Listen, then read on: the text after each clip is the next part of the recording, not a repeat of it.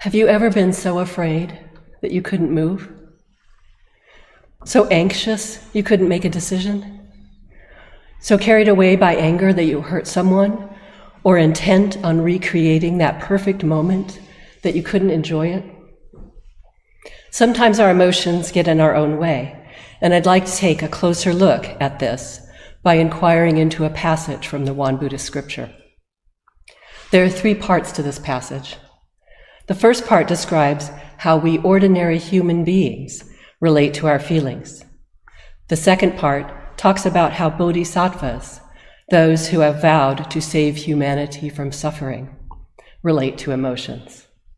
And the third part refers to how Buddhas use their emotions. Let's read the full passage. The founding master said, "Sentient beings use their minds while being attached to joy and anger, sorrow and happiness, thus bringing much harm to themselves and others. Bodhisattvas use their minds while transcending joy, anger, sorrow and happiness. Thus, they do not bring harm to themselves or others. The Buddhas use joy, anger, sorrow, and happiness as if they were their servants, thus bringing much benefit to themselves and others."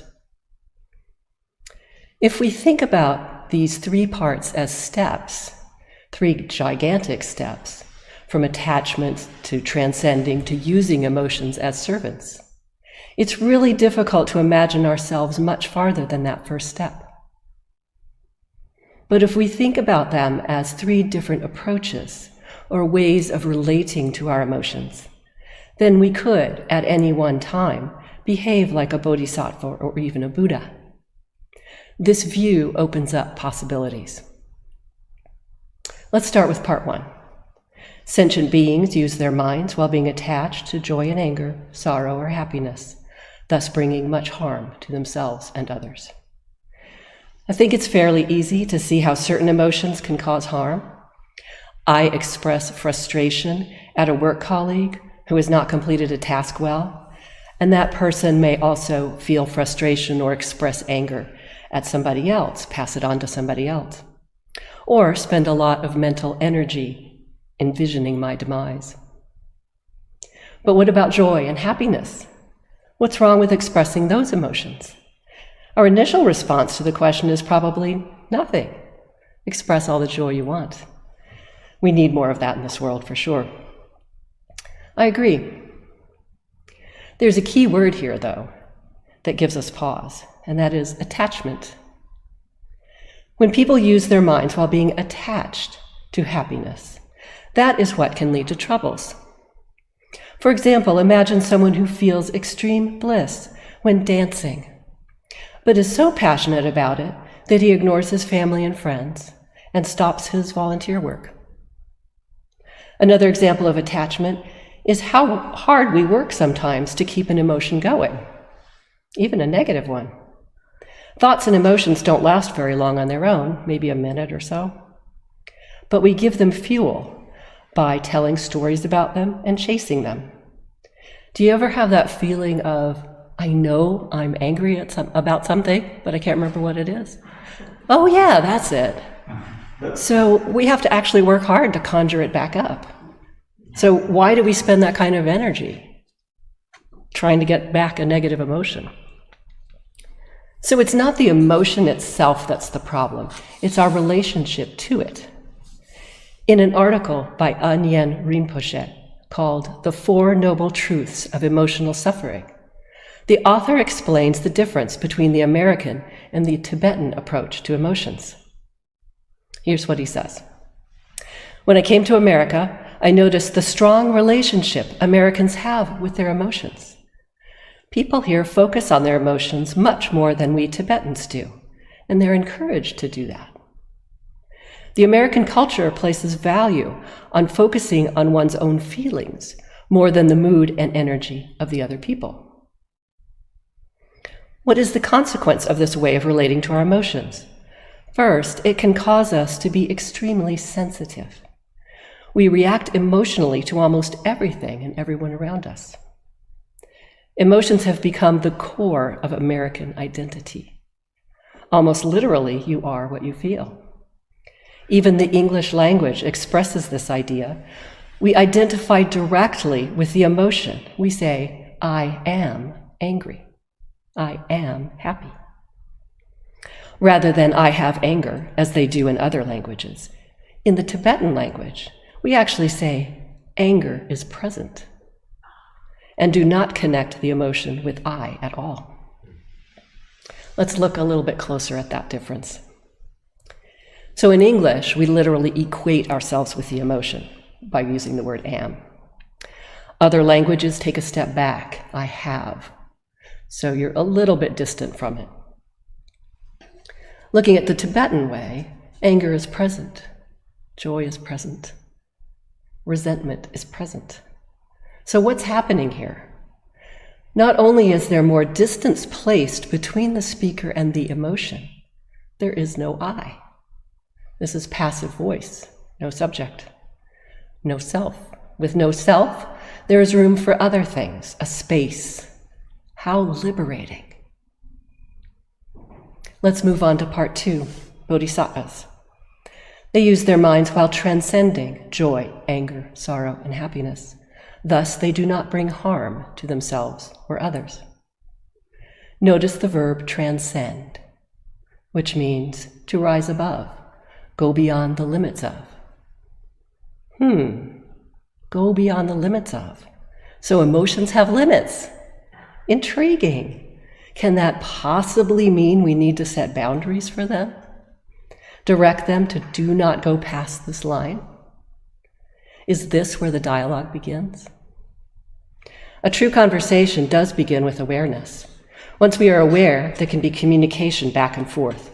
We can listen to them, hear what they have to say, these feelings, and why they popped up at that particular moment, thinking about how they affect us and influence our behavior, how they became habits, and how we can break those habits if they're detrimental. It might be easier to go beyond the limits of emotion when encountering other people's emotions, because there's already a distance there. It's not you, after all. Recently, for example, my husband came crashing into my home office, yelling that the spatula had gone missing, and did I know where it was? My first reaction, or feeling really, was annoyance. Right back at you, fella. But I did not act on that. I was actually too busy turning off my camera and muting the mic. I actually just looked at him, really looked. And for some weird reason, I saw the fear behind his anger. This was someone who was just really scared. Scared, perhaps, that he was losing it, like his dad who had Alzheimer's?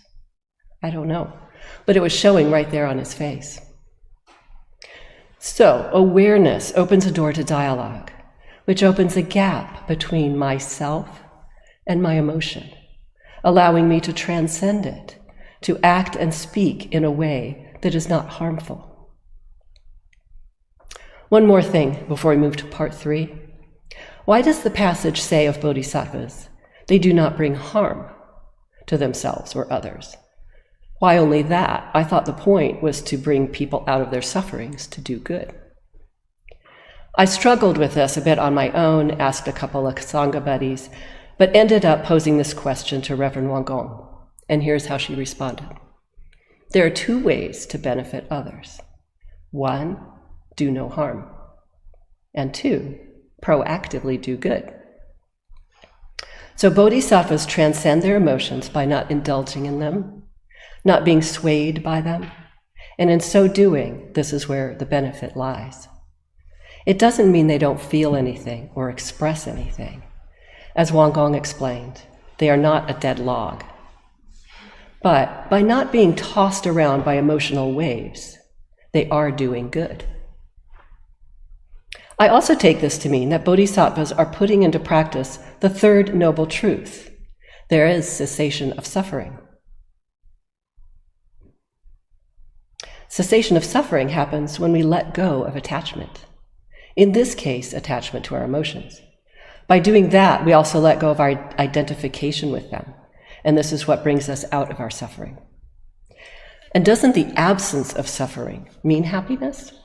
Like when you wake up having been sick with the flu for 2 weeks, with that slow realization that you're now okay, you're hungry, you're feeling like yourself again. Isn't that bliss? Let's move on to part 3. The Buddhas use joy, anger, sorrow, and happiness as if they were their servants, thus bringing much benefit to themselves and others. Now the dialogue really deepens. We are not defined by our anger. We do not have it. We just state anger is present. No self, no I. As Reverend Wangong described in her view of this passage, the anger bows to me and asks, "How may I serve you?" Buddhas put their emotions to work in order to do good.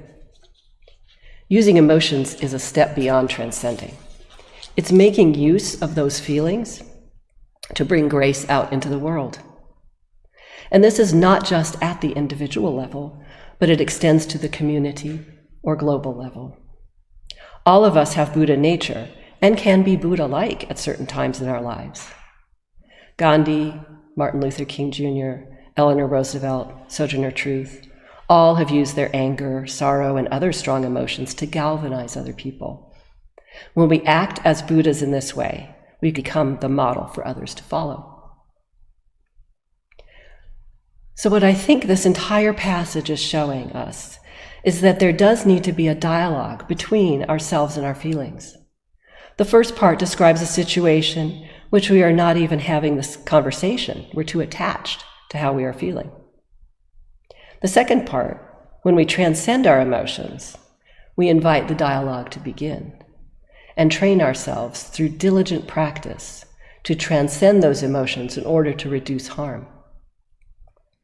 In the third part, the Buddha step, we have full conversation with the emotions as they arise, and we are powerful enough to tell them how to best serve us in order to bring benefit to the world. There are many mental processes that go on inside us each minute of the day, and emotions are just one kind of mental process. There is so much else going on at any moment. If we can accept that emotions are not the whole picture, and that they are actually not even the main point, and we do not permit them to take center stage, how much more room is there for our original true nature to shine? There is a certain freedom in being a bit removed from our emotions, watching them, being able to converse with them, and even using them to our advantage. There is more to us than just how we feel. As Walt Whitman says, "I am large, I contain multitudes."